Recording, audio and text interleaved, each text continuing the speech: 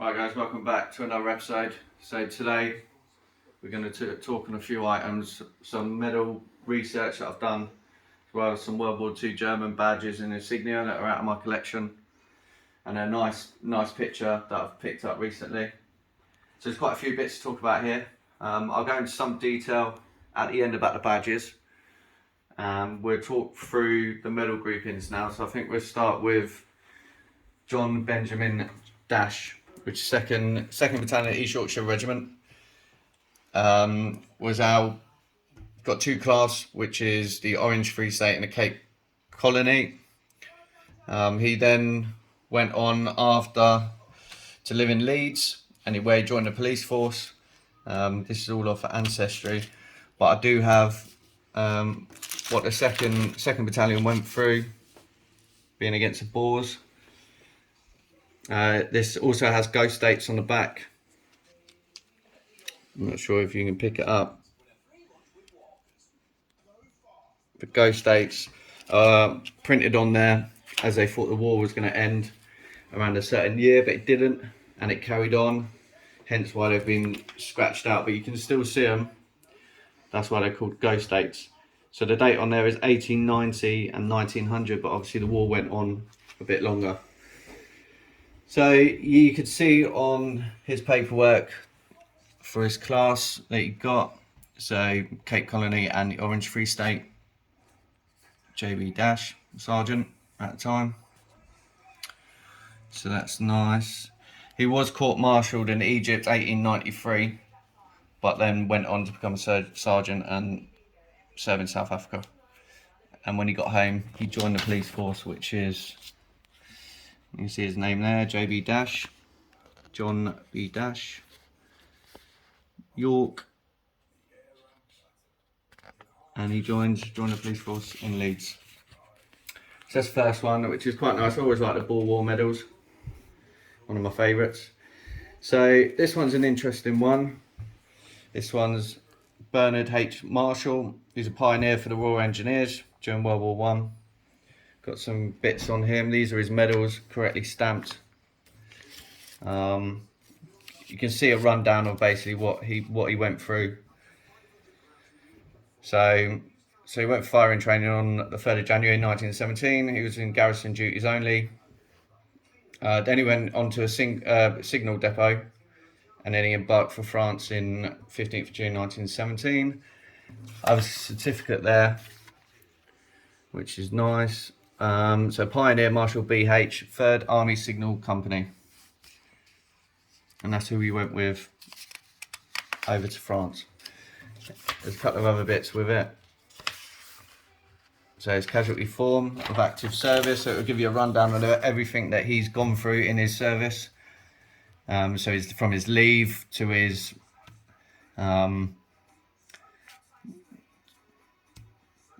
to everything really. I mean, here it says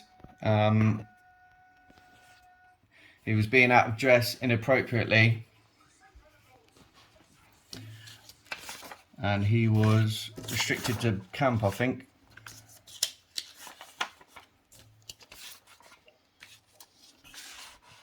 Yeah, so he was either in a glass house or he was restricted to camp for being inappropriately dressed.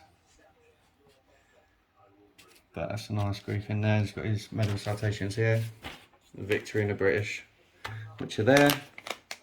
So that's nice. I like that one. Pioneer. I still got to do a bit more research on this one. Benny Stratford Signal Depot. So I'm going to read into a little bit more on his. But this one I can't really find much on. This is Ernest Hall. This is a very interesting one. So he was with Somerset Light Infantry, then went on to the Lancs Fusiliers, then went on to the Royal Engineers. Can't really find much about him, to be honest. I've got his medal certificate there, obviously with Victory and his British, which are there.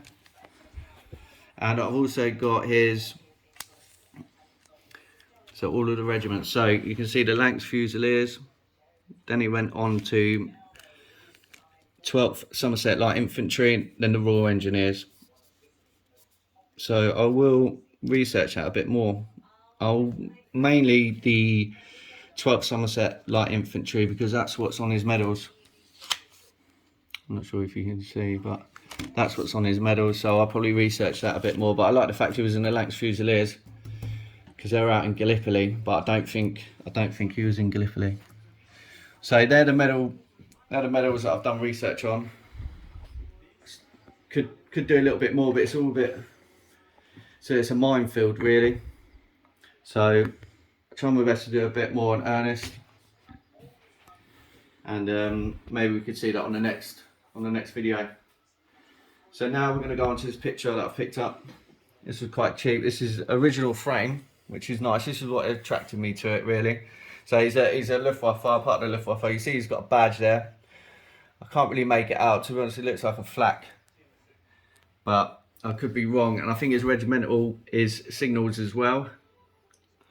So as it's a brownie colour, if it was a red, I do believe it was, for something I can't think of the top of my head, but the brown is definitely signals. So that's nice, and there's a message to his family on the back as well. If anyone can make it out a bit clearer than I can, it would be great, but from what I can make out, it's a season's greeting, so it's Christmas greeting. Season's greeting, can't make it out.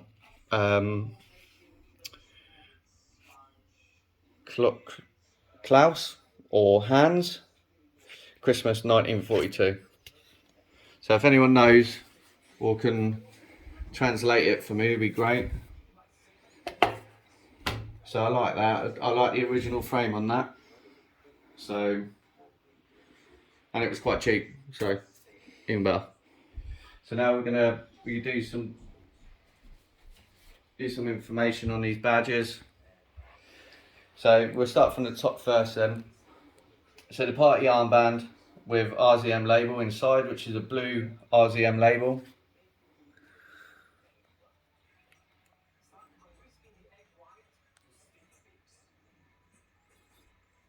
Which is all original, quite delicate. So this is a red cotton with single mark at the front. Due to a fag burn, maybe shrapnel, could be anything really, like, you know, who knows. So it's a white rudel with black swastika woven into the fabric. It also has a original blue RZM mark inside, paper tag, which we've seen. Next one we're going to go to then is the black wound badge. It was given to soldiers that were wounded during World War One. So this is actually a World War One badge, not a World War Two.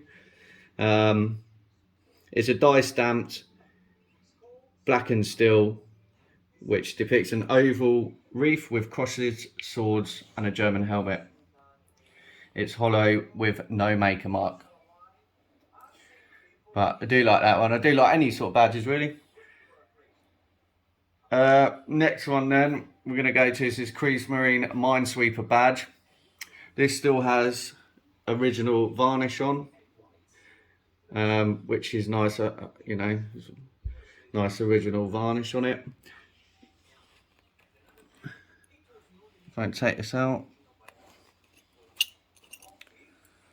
So you can see on the back there is a mark on there.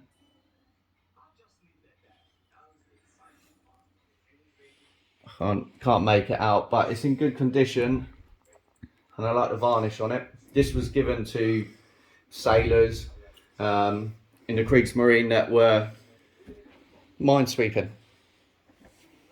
Okay, so that's that one. Right then guys, so we'll move on to the next one, which is General Assault Badge. So it's a silver General Assault Badge with what maker mark? Let's have a look at the maker mark.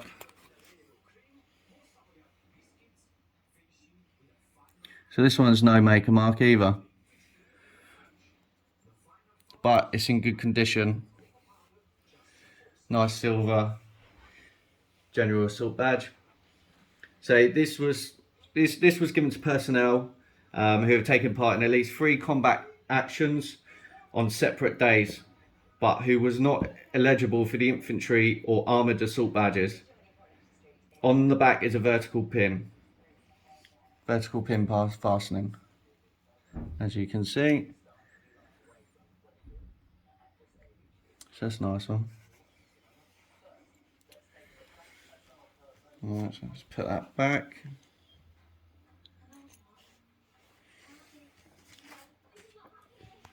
Okay, so next one then is the infantry assault badge in silver, in good condition. This one was issued from 1939 onwards and were awarded to soldiers of the SS and the Wehrmacht. Awarded to personnel who took part in 3 infantry assaults or counter-attacks, soldiers who engaged in hand-to-hand combat in an assault position, and soldiers who took part in 3 or more recce missions. So that is my favourite. Pin's a bit delicate.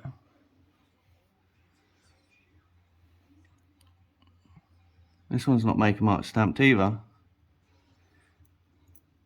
But that's just is what it is. That's just how it's come. Do you like that one? That's a nice one. And then with the badges, then we'll finish off with the Demyansk shield, which is a relic. My mate found this metal detecting in Germany, and one to tell if it's fake or not is to get a magnet. If the magnet sticks, it's real. If it's fake, it won't stick. So these awards were given to personnel who fought in the Demyansk pocket on the Eastern Front in the early 1942. The pocket was encircled and cut off by the Red Army, but yet successfully defended. They made 100,000 of these, so they're quite rare-ish, I would say. 100,000, because I do believe the personnel that made it through was about 100,000, so they all would have got one. But it puts a number on how many is out there. Okay, so if you're still with me and you're not getting bored, okay, we're going to have a look at the medals now. All right. Okay, guys, so stick with it. All right, so we've got World War I Hindenburg Cross, which is nice. It goes well with the black wound badge. Has got markings on there. 2 PV. I can't say that word. PFOPZHEIM. If someone can translate that for me.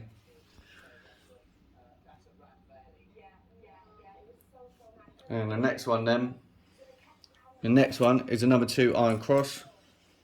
Second class Iron Cross, I should say. This is nice because the ribbon is an extra long ribbon. So it's an original ribbon, but it's extra long, which is nice. Look at that. Looks original as well. You see where it's been pinned before. It's quite a long sort of ribbon. Okay then. So now we'll move on to the Insignia. Well, we'll move on to these two, sorry, my mistake. So we've got helmet Insignia there. I do believe it's tropical helmet Insignia, or it's for the here anyway, Insignia. And then next is a police Insignia with a nice pin on the back. You know, not expensive, it won't break your bank, but it's still original. And that's what we want. Alright, so we'll move on then, guys. Move on to the next one. It's the Luftwaffe Insignia. This would have come off maybe a smock or a battle dress or any sort of clothing really, but this was, like I said, this don't break your bank either, so this is nice. Double-sided.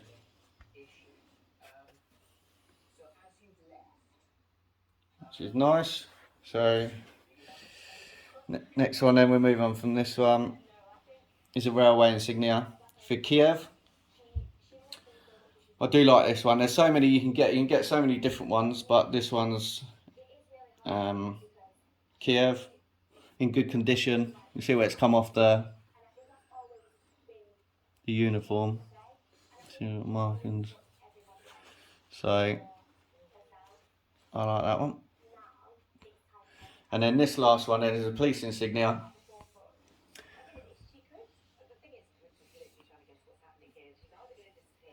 And it all would have come off bits of clothing.